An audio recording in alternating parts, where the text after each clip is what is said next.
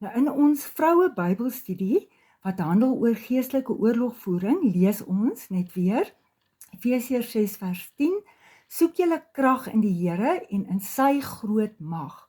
Ons stryd is teen elke gees wat heers oor hierdie sondige wêreld, teen elke bose gees in die lig. Nou die manier hoe die bose geeste, die demone, meestal volgens die Bybel werk, is nie hierdie exorcisms en demoonuitdrywing, demoonbesetting. Ons Here Jesus het dit wel gedoen en die apostels het dit gedoen en dit gebeur, maar hoe die bose ons meestal aanval, die mens, is deur ons gedagtes te beïnvloed. Kasti Hien sê, your mind is a battlefield. What you think will influence what you believe and how you live. Action starts in the head. Ek en jy, liewe Christenvrou, se geestelik grootste stryd teen die bose geeste is in ons gedagtes en wat ons glo. Daarom is dit uiters belangrik en wat ons glo, dit is uiters belangrik dat ons die Bybel sal lees, bestudeer en ken, want God praat en kommunikeer deur sy Heilige Gees die waarheid in sy woord. Ken jy die God van die Bybel? God is lief vir jou. Satan haat God en vir jou. Kolossense 3 vers 16 lees ons, laat die woord van Christus oorvloedig in julle woon. Leer en onderrig mekaar met alle wysheid, die wysheid van God. Glo jy dat God vir jou lief is en dat die Almagtige jou gedagtes ken? Vertrou jy God of vertrou jy mense? Jy is swak en vulnerable wanneer die bose jou gedagtes aanval, as jy nie jou Bybel ken nie, as jy nie naby die Here Jesus lewe nie.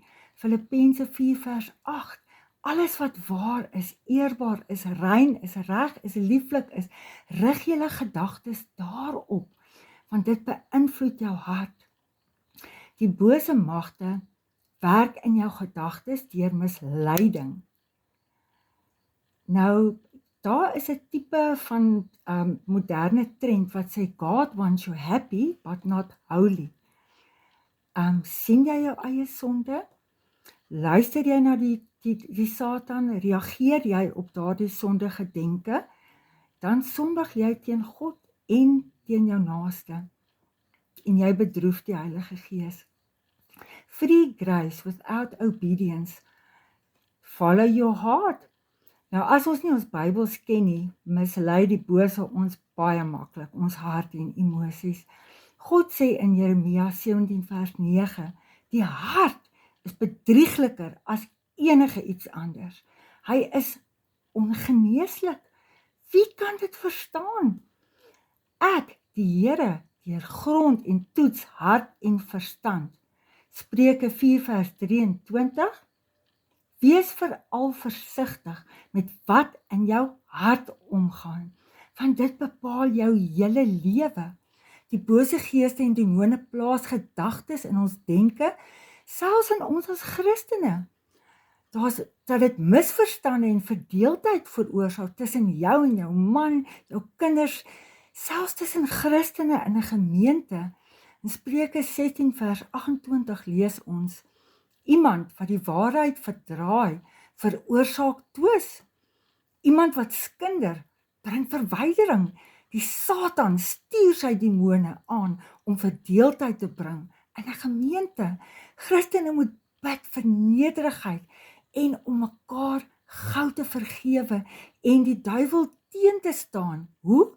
Deur gehoorsaam te wees aan God en te kies om nie in ons gedagtes en ons woorde teen ons naaste te sondig en te reageer op daai aanvalle nie, en teen God te sondig nie. Kies die nederige gesindheid van Christus. Nou, nog 'n manier hoe die Satan, die bose Christene aanval, is om hulle te laat dink dat hulle te besig is.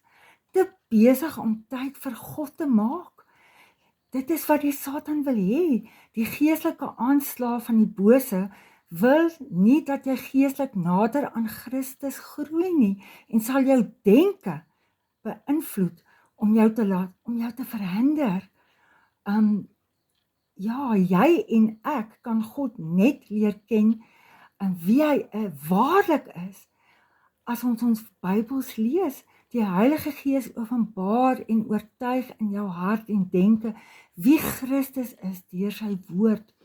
Ken jy die God van die Bybel of ken jy 'n ander Jesus wat volgens jou eie hoe jy hom wil hê, dat hy nie jou sonde raak sien nie? Lees jy die woord? Bid jy werklik tot Christus? Hoeveel tyd spandeer jy in die woord om te bid en om jou woord, die Bybel, te lees? Ons moet maar eerlik wees. Ons hoef vir niemand te sê nie, maar dink ons elkeen moet net self dink. En laat ons toe dat die Satan ons mislei op hierdie manier in ons gedagtes. Nou worstel jy teen die aanslae van die bose. In Galasiërs 6 lees ons dat ons mekaar in 'n gees van sagmoedigheid moet reghelp. So as jy worstel, kom na iemand toe in jou gemeente, iemand wat jy vertrou, sodat jy saam met die persoon kan bid en saam Bybel kan lees, Bybelstudie doen, saam jou laste deel. En dit is so belangrik dat jy nader groei aan Christus en weet dat jy hoef nie die duiwel aan te spreek nie. Jy bid tot God, want ons soek ons krag in God. Want in Lukas 22 vers 31 lees ons wat Jesus vir Petrus gesê het. Die Satan het daarop aangedrom, julle soos kaf, soos koring te sif, maar ek het vir jou gebid, sodat jou geloof jou nie begewe nie.